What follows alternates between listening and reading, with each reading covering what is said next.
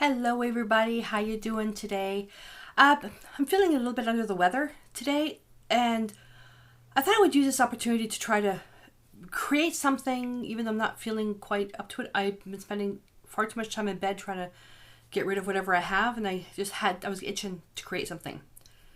So in this video, it's really sort of like a multiple part video because I want to show you how to create the pieces, and I'm going to do another video how to put everything together. Is to create art minis. And you might think, art minis, oh yeah, we know what they are, taking 1-inch square pieces of paper and creating art on them. No, not the way I do it.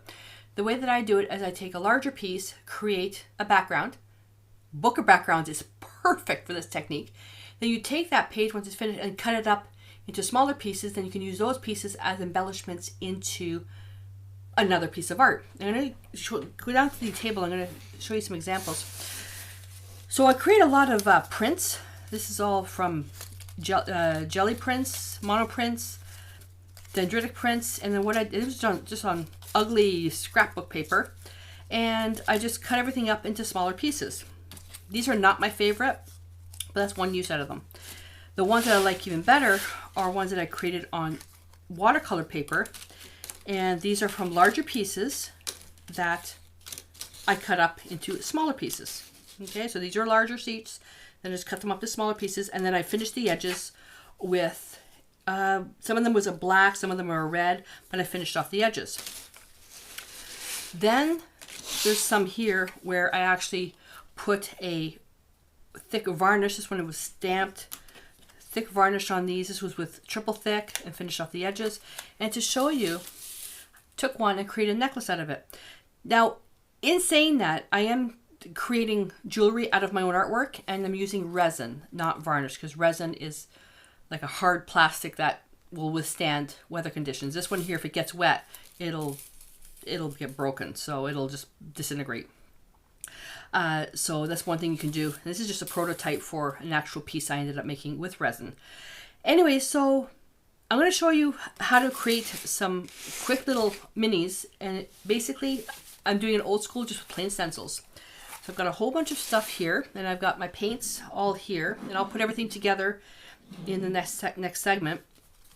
So scrap papers, these are papers that I used in preparation to create a art journal. These are pieces I had left over. So I'm just got a whole bunch of these pages, and I'm going to be using DecoArt stencils. This is Short Circuit. And then I'm going to use Andy Skinner stencil. This is called Halftone. Another Andy Skinner stencil. This one's called Alphabet Spaghetti. You can use whatever you want for these. Pixelated and Button Alphabet.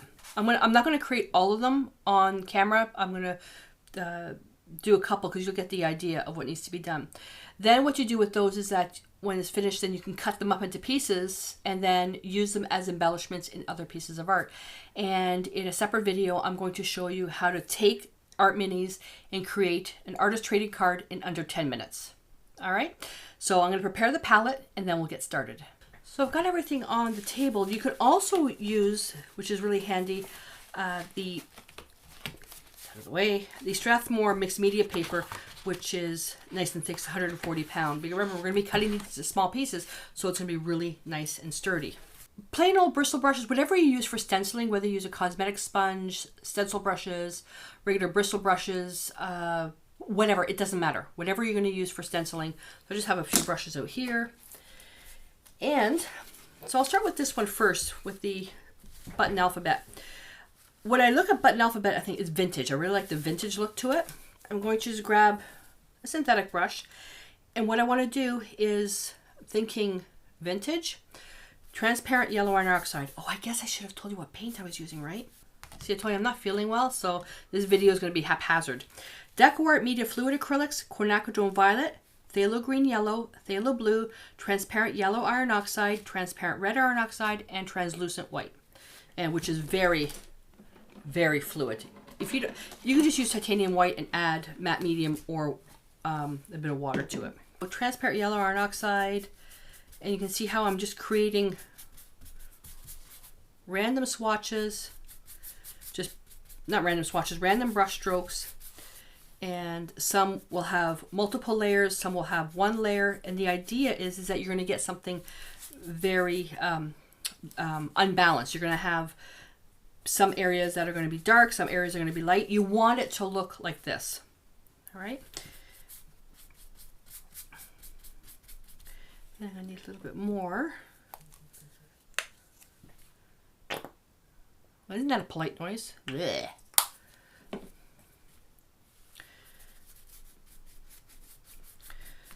just going to create.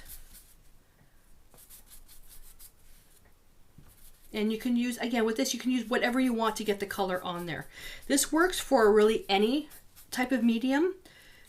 I prefer using acrylics for this over like distressings and that, because the distressings are not permanent. Unless they're out, unless they've come out since the time of doing this video. We'll let this dry, and then it's just a matter of just stenciling over it. So I'm going to get my heat gun and give this a quick shot of heat. Okay, so that's done. I'm going to take the stencil and I'll just position it somewhere. That's a matter of what color you want to put on there. And I'm thinking, if I want something vintage, I can go with transparent red iron oxide. Never go wrong with that. I'm not even blotting the brush on paper towel because I want the buttons to be different. Some of them I want them to be dark, some of them I want them to be light. And if you wanted to as well, once you put this on here and you take it off and dry it, you can then reposition the same stencil to create additional, you know, maybe some sideways, some upside down. And the idea for these minis is that you do them in batches. That way you have ready-made embellishments for other art. You have them ready to go. And this is a great little thing to do. Like I said, feeling a bit under the weather, so this is a great thing to do. All right, you see some of them are too dark. They're all different. Okay, so we'll put that in the water. And what I need to do now is clean my stencil. Oh, you know what else I could do? Get another piece of paper, put that on top, and I'll just use the baby wipe.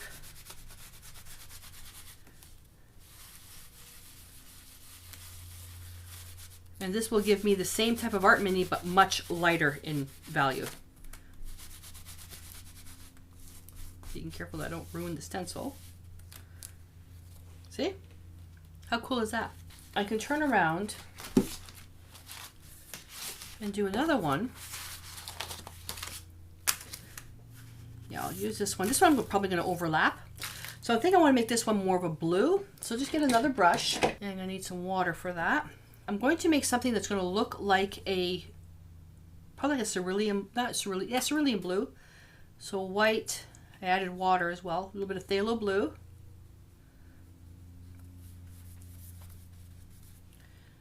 More phthalo blue. And like I said, you can do this any way you want. You know what else is cool? I should have did this instead. White, blue, a bit more white.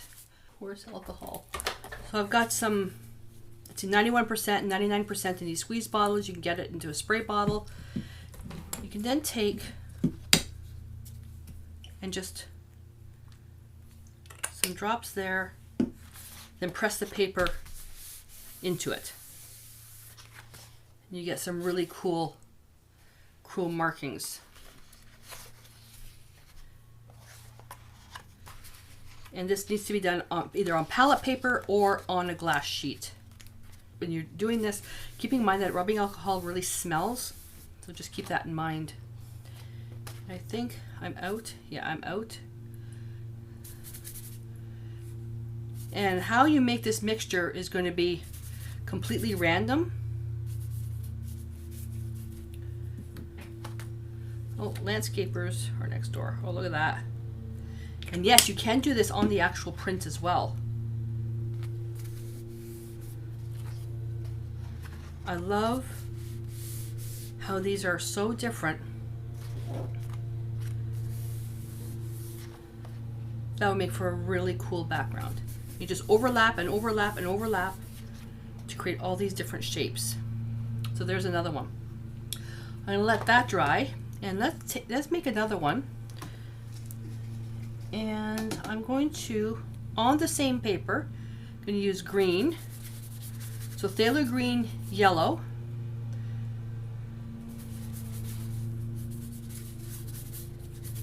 a bit wider.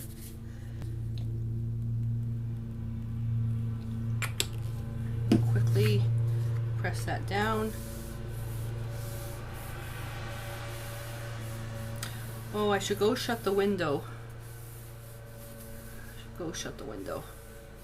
I don't know why the landscapers are here today. That neat.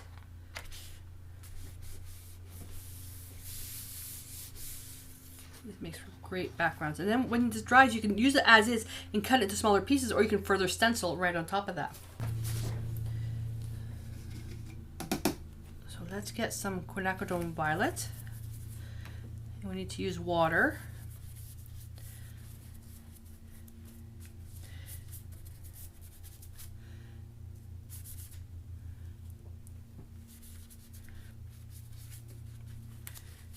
Try to get to the very edge. And you want it to be wet. I'll take some of the 91%. Ooh, which isn't as strong. There we go. And we'll leave that. We'll create some interesting, oh, I like the dripping. You can drip some of that, so I'll put that aside to dry. Remember, these are just backgrounds, so Book of Backgrounds is ideal for doing this. Then what we can do with this now is we can, once they're dry, you can turn around and cut them into smaller pieces. I want to trim this off there, and then from here I want them to be 1 inch, so I can make them as 1 inches. You don't varnish them at this point. The varnishing happens after the fact. And I can make little strips as well. You have all these minis now that can be used in another piece of art. So I'm going to cut the rest. And with this one here, I'll just use the letters. And I'm going to create a mix of, let's see, I'm going to take phthalo green, yellow, Quinacridone violet to get something super dark. This I am going to pounce onto a paper towel to remove the excess. This makes a chromatic black. You can use anything you want to create this color. Doesn't matter.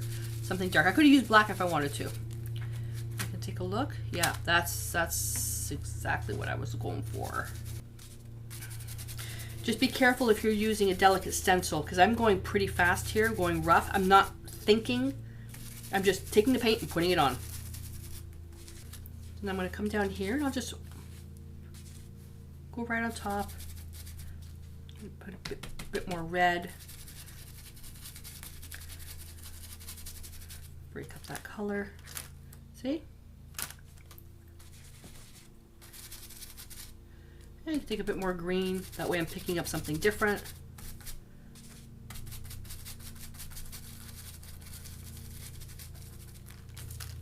There we go. So put that aside. Now I'm going to take another piece of paper. Put that brush in there. And baby wipe.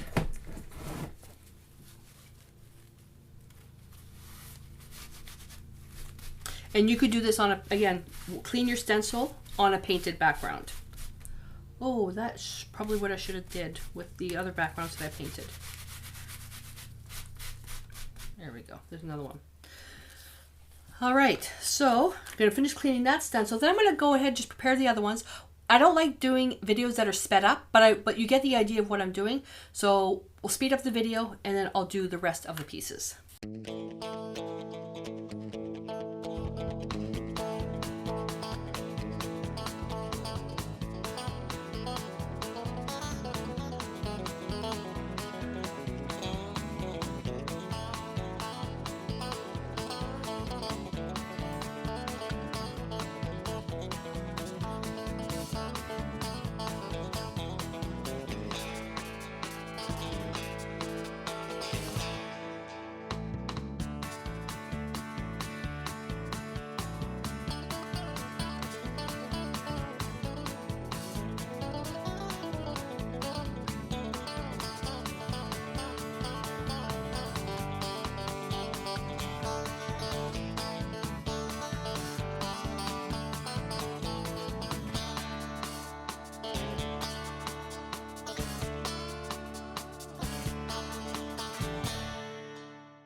just applying a coat of very thin down transparent yellow iron oxide to this.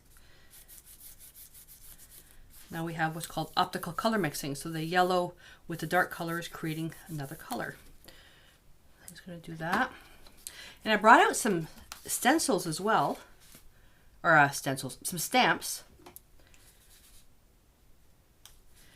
And transparent red iron oxide. You don't have to do this. So what by doing a whole bunch of these is that you also have stuff that's already painted for a theme.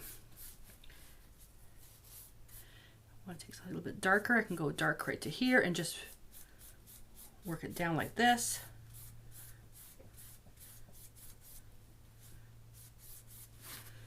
And we'll do the same thing. We'll take, let's take some Quinacridone violet. That a little bit thinner.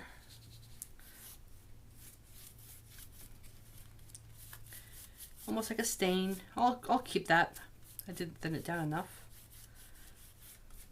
Because if you want to stamp on it, you need it to be relatively light, unless you're stamping with a dark or light color. And I'll just put a little bit of yellow on here. I don't have to do the whole thing. I'll take some of the transparent red iron oxide.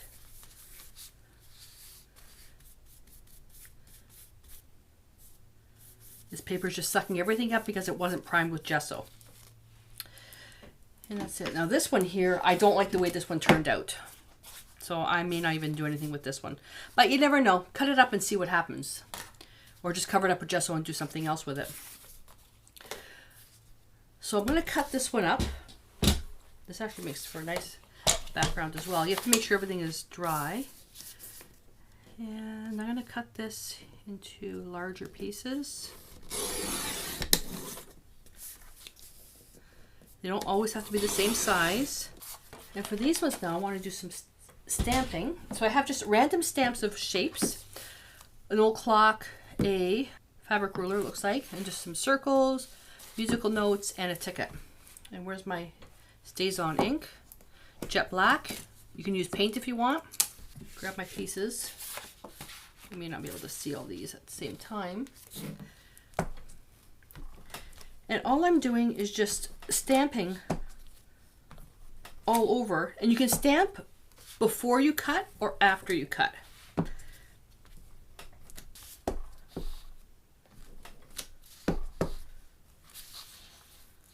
Let's do this. Put these two together. We'll get half and half.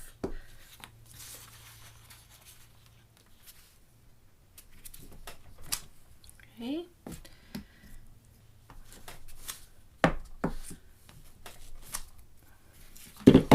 I'm exhausted. Paper cutter, and you're going to cut these into small pieces. Okay, so just cut and etc., etc., etc. So once you've cut all your pieces, and we'll just take, I'll just take, I don't know, we'll take this one here. Then what you can do is you can turn around and use paint, or you can use paint, or you can use a stamp pad, whatever you want, and then you can just finish the edges.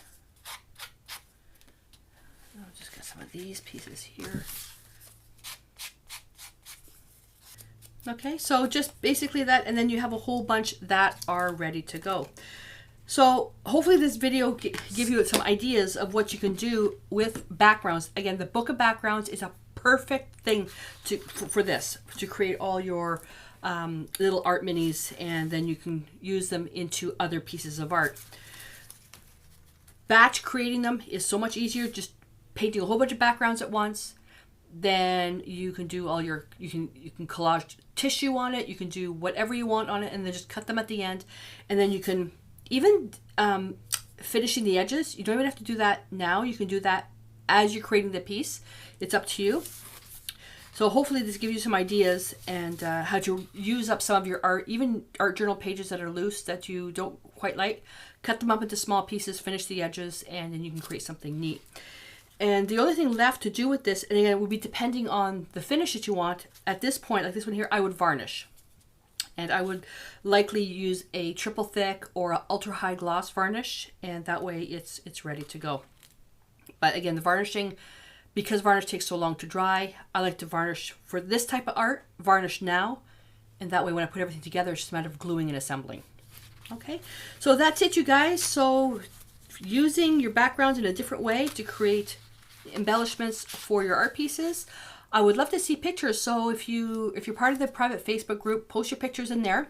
And if not, you can feel free to post a link below to where you have posted your pictures. I'm going to go and lay down now, have a cup of tea and go lay down, and hope that I feel better, because I want to do the video now on taking some of these pieces and creating the artist trading card. All right, so until I see you in that lesson, stay inspired.